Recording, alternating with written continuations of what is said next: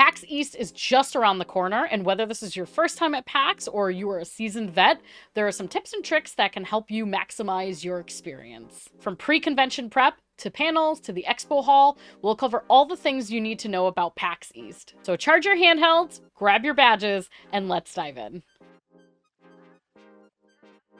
Now, before we begin, I want to give a huge shout out to the PAX East 2024 Facebook group. This is a public Facebook group that I've been part of for several years now, and they've just been so helpful when it comes to helping each other out, whether it be just at PAX or in gaming as a whole, or just keeping up with the community. It's a fun community of folks that are bonded over the love of PAX and over the love of gaming.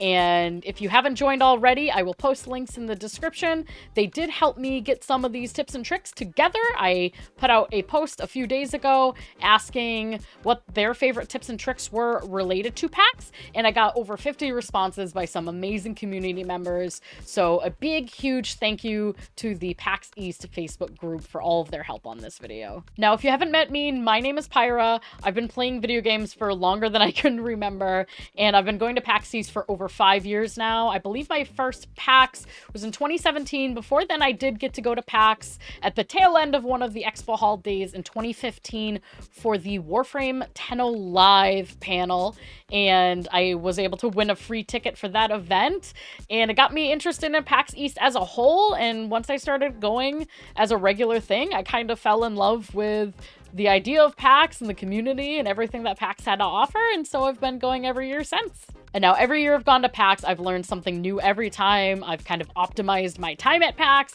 and I definitely want to share the knowledge that I've learned as well as the knowledge from our PAX East community onto you guys, because sometimes even those of us who've been there for a while can learn new things along the way about how to maximize your experience. Now, one thing that I think is majorly important is the pre-PAX prep, the pre-convention prep. So before you pack your bags for PAX, let's talk logistics and planning. So my first biggest tip that I think I could imply on anyone that I follow myself very religiously is to go on Thursday and Friday. So PAX is usually open from Thursday to Sunday, and I can't stress enough how Thursday and Friday are the best days, in my opinion, to go to PAX East.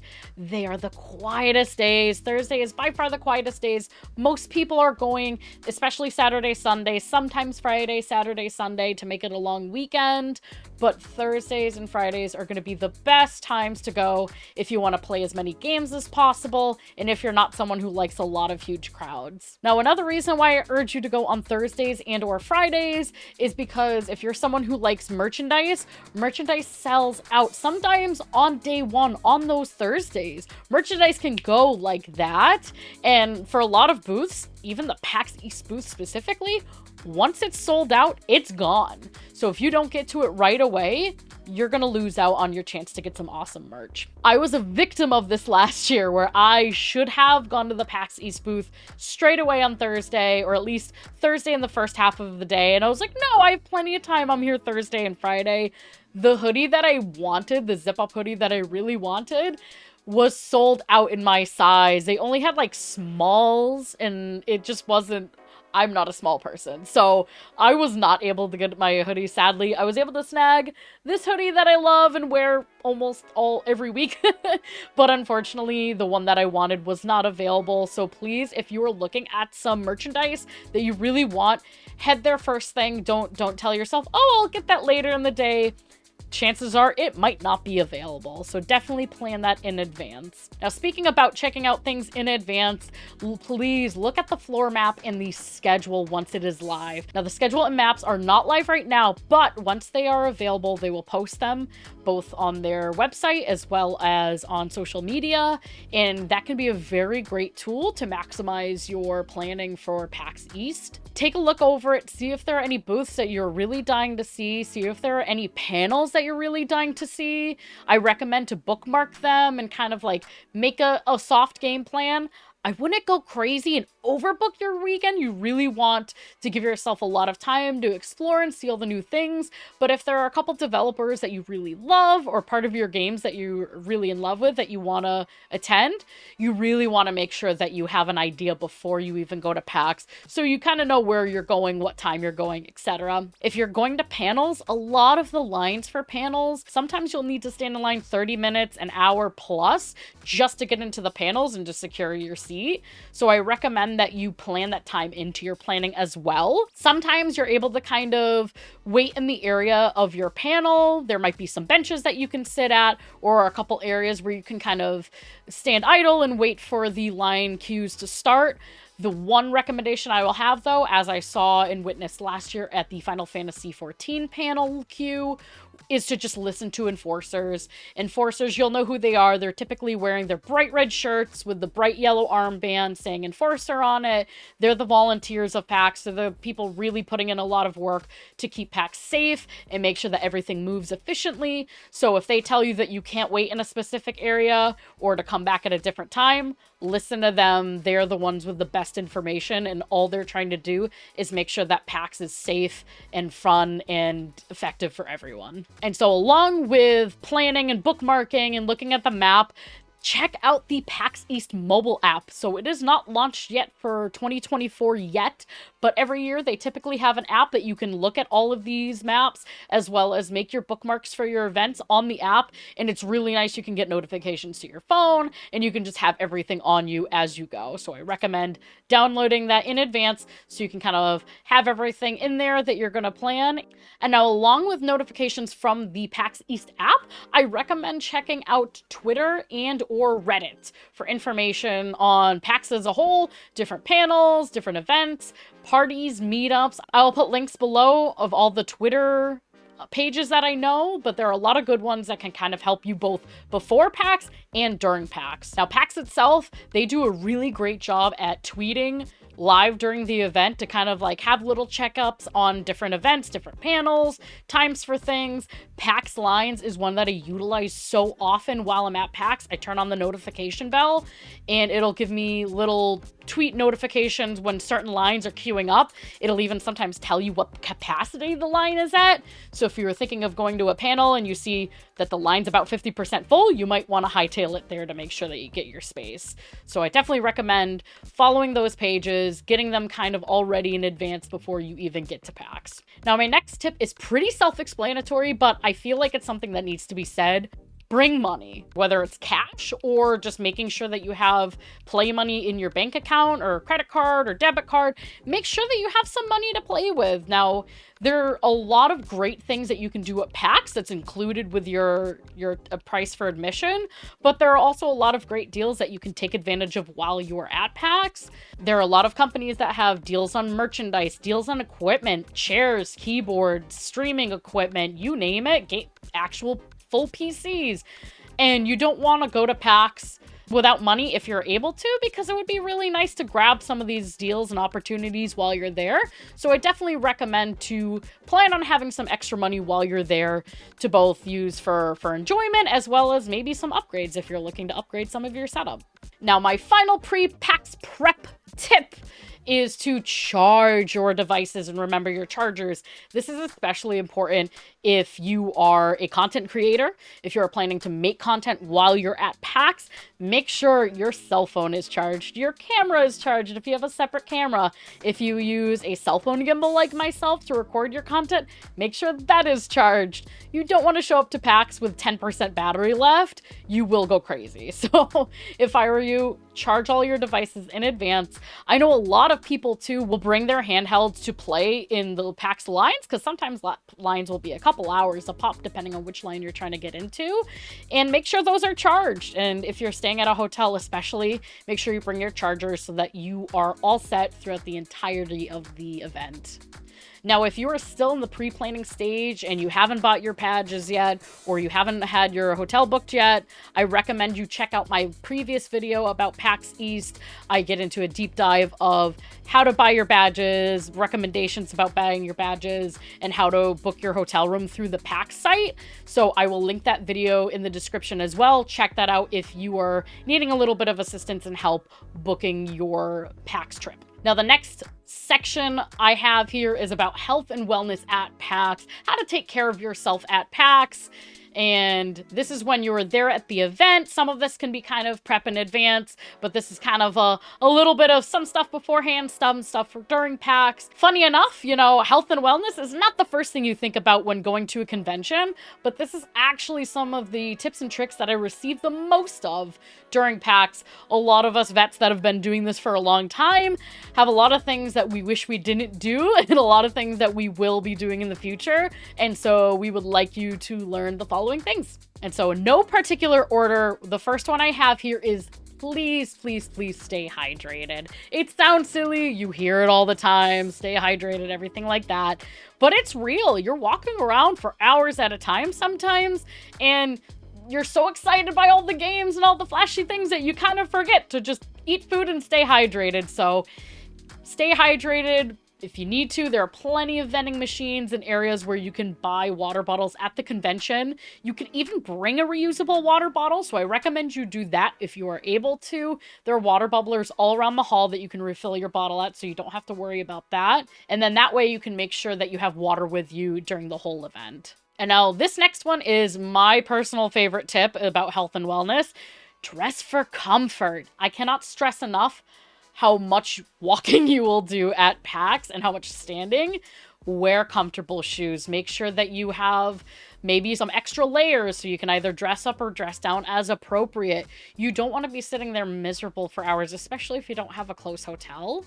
I would say definitely wear your comfortable shoes. If you're a cosplayer, think about maybe bringing some flip-flops or flats. I've never cosplayed before, but I can imagine it could be a lot wearing your outfits, especially if you're wearing heels for hours at a time. Bring some comfortable shoes and some comfortable clothes that you can change into or maybe slide into so that you're comfortable during the event, because you want to make sure you're having fun and you're being healthy to yourself as well.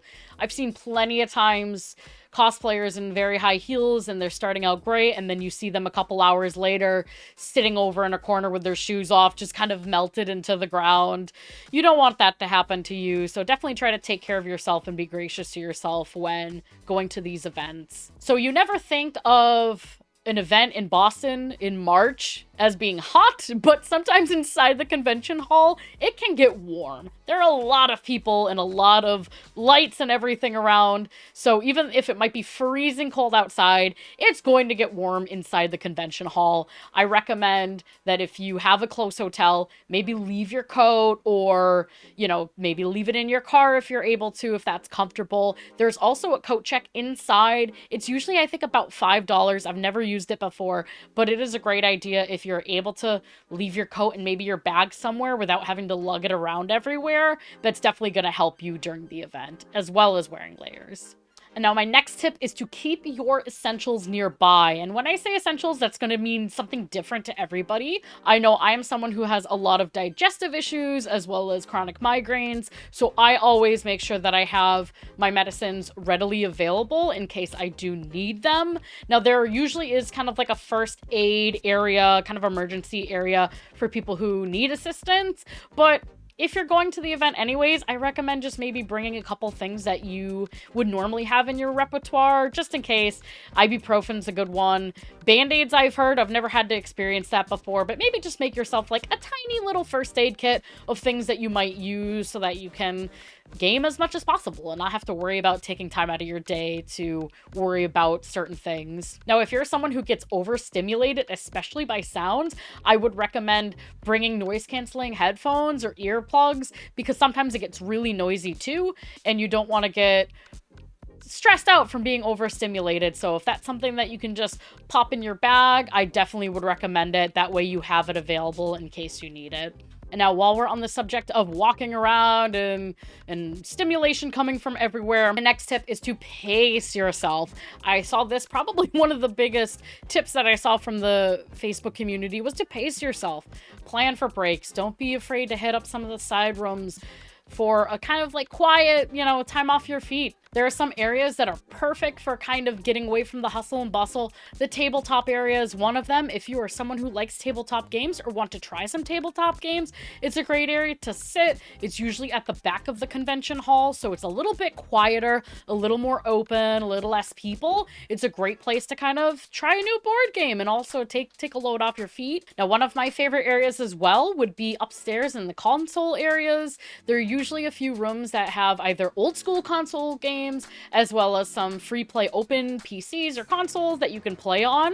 I think these are good opportunities to sit down and to kind of like have a moment to regroup. If you want to still keep playing too, you'll still have options to play, but it's usually a little more tame than the expo hall, and it has you have a little bit more time to relax and kind of go at a slower pace. One great resource, fantastic resource that I've seen at PAX and that some people have educated me about recently is the AFK Lounge. I'm not sure if that's what they're going to call it this year, but it's essentially a quiet room that you can go in to fully destimulate from everything. It helps with sensory overload, and I have heard from the Facebook group, one of the members of the Facebook group, that there is a mental health professional on call the entire show, which is really awesome because sometimes existing is exhausting and sometimes you kind of need that space to just breathe and get back to everything afterwards, but kind of be in the moment and destimulate. Now, we can't talk about health and wellness without one of my favorite subjects, and that is food. Now, there are a plethora of options for food at PAX East, and knowing some of your options from the get-go is going to help you not stress about it and help you maybe have some fun with it as well. If you're someone who wants to be very frugal and not spend your money, you can pack some snacks and drinks. Definitely check the PAX website to see what you can and cannot bring into the hall, but definitely feel free to have some food with you as you go so that you can kind of graze. If you are someone who likes to buy food at the convention like myself, I've heard great things and bad things, and the bad things first is the exhibit hall food. I've had some good exhibit hall food, but honestly, I've heard a lot of people not really like the food that's in the exhibit hall itself. It's kind of vendors that are permanent fixtures of the exhibit hall. My recommendation for buying food is actually food trucks. So in past few years, kind of post-COVID, they've been having a lot of food trucks come into the hall and park, as well as park in this little green grass area that's all fenced in, right attached to the convention center on their property. And they're usually like a dozen, if not more, amazing local food trucks. And when I say amazing, I mean amazing. You can get anything from desserts. There's like a whoopie pie truck, a waffle truck. There are, you know, Korean food, chicken and waffles, like sandwiches, everything. Roxy's grilled cheese is one of my favorites. I will definitely shout them out. They're one of my favorites.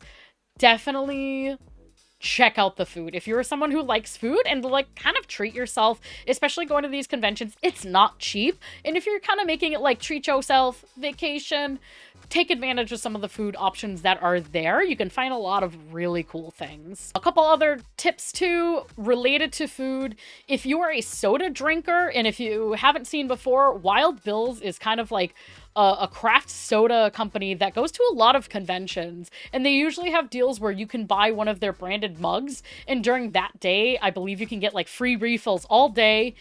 Days post that, you can get a badge for very cheap, like a wristband for very cheap, and get free refills throughout the day. So that is a great opportunity. Also, around PAX, maybe not necessarily during the convention hours, but Boston has a lot of great food. So if you're coming to the event for multiple days, look at the amazing restaurants in the area. There's so many great options in Boston from every price point, honestly. You can get, you know, everything from a few dollars to several $100s meals. So check out the local restaurants in the area. Maybe look in advance, do some research, and find some great local cuisine. And so that is everything for health and wellness. And now The final category that I want to cover is while you're there. So an overview of while you're there, what PAX-specific information that you can gain to maximize your experience. So this first tip I kind of covered in the pre-PAX information, but I cannot stress it enough. Listen to enforcers. Now, the enforcers are there to make PAX a memorable and safe experience for everyone. They are doing everything from just walking around, ensuring the safety of everyone. They're making sure that PAX lines are capped at appropriate points, and they're also there to have fun with you too. They usually interact with all the guests, and they're there to have fun, but also make sure that everything is running smoothly. If they ask you, hey, please don't sit there, you need to move back, etc., etc., listen to them. Don't give them a hard time. They're usually doing all of this for free. They're just volunteers, and they're really trying to make your experience a great one. So please listen to the enforcers. And now, if you're going to a theater, this tip I actually didn't know of until somebody in the PAX group told me, but the floors of the convention hall are set up specifically in a really cool way to make sure that you can kind of understand where you are. So there are essentially 3 floors that you will be going to. 0 is kind of usually just the exhibit hall, and 1 and 2 would be for kind of more of your panels and game rooms and concert halls and things like that. The rooms for these events and panels have names on them, and they're usually an animal name. And so the way that it works is that the floor level is your sea level, the first floor is your land animals, and your second floor is your flying animals. So that is really good.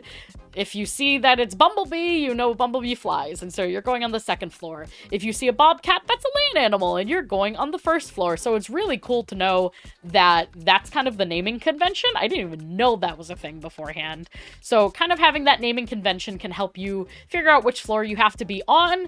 And then as well, each corner of the building is going to have a letter A, B, C, or D, and it's consistent across all floors, and it also is consistent across the names of the rooms. So if you see that you want to do something in the Bobcat and in Bumblebee, they're going to be pretty much Bumblebee, Bobcat. Or if you have Albatross and Arachnid, same thing. Albatross is going to be in this corner, and Arachnid's going to be right below it. So definitely not something that you might need to know right off the rip, but it's something really cool to kind of help you figure out where you are. It is very easy to get lost at PAX, so between kind of memorizing this convention as well as having a map, you should have no trouble getting lost. And now my next tip about PAX, and it's more so just a fact, is that there are more things to do than just play video games. Now, most of us, the majority of people who go, are there to play video games and try new video games and demos, which is perfectly fine.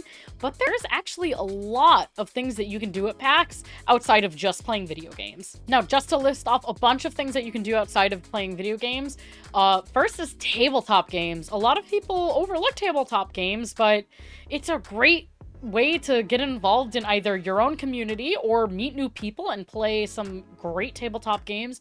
There's usually a library of games that you can play from that are there, so definitely check that out if you are someone that has either loves playing tabletop games or maybe wants to try something new. Giveaways! This is one of my favorite ones, are the giveaways. There are so many giveaways at PAX East. Some are ones that you have to go to and be present at, and some are as simple as scanning a QR code and entering your information online. I am no stranger to the giveaways. I have been very blessed at PAX East. My friends do laugh that I am very lucky around PAX East time. I've won an Xbox One at PAX East from a rock, paper, scissors challenge little tournament. I last year also won Intel's grand prize giveaway of a gaming PC. So if you want to see that, I also have a video of that online. But it's kind of one of those things you're like, oh yeah, I guess I'll enter. Someone might win, who knows? But I became one of those people that actually won. So you can win really cool things at PAX. It does happen. So definitely take a chance, especially if they're free giveaways. Enter them. You might win. I did. There are dozens, more than dozens, probably hundreds of amazing vendors with merchandise. We have everything from artists to hardware companies, to colleges, if you're looking into game design, graphic design, etc. There's so many vendors with amazing merchandise and opportunities and information. Go check out the vendors in the expo hall. There's so many great ones that you can look at. A lot of booths will have freebies, so if you're someone who likes to get some free merch, walk around, take advantage of things, see what kind of free merch people have. There are panels galore and interactive games, and when I say interactive games, I'm not necessarily talking about the games on the floor. I'm talking about things like Jackbox Party, Just Dance, some other live interactive games that involve the community. There are so many different kind of like open community things to do outside of just video games. And tournaments is another really great thing that you can see live at PAX. These tournaments, you can either sign up to take place into them, like the Omegathon, or you can sit and watch them, which is also a really great experience, especially live.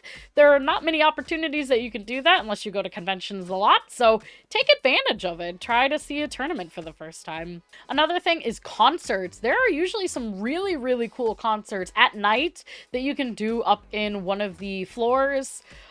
Definitely take advantage of going to some of these concerts. I went for my first time last year, and it was amazing. It was so cool, like, getting this nerdy video game music vibe and just sitting there and, like, jamming out was just such an awesome experience. There are so many things to do at PAX that's not just playing video games, and take advantage of them. It's really a full event, so feel free to look around and see what kind of things there are to do. So there are a lot of group fandom meetups and events happening inside of PAX as well as outside of PAX and in the local area.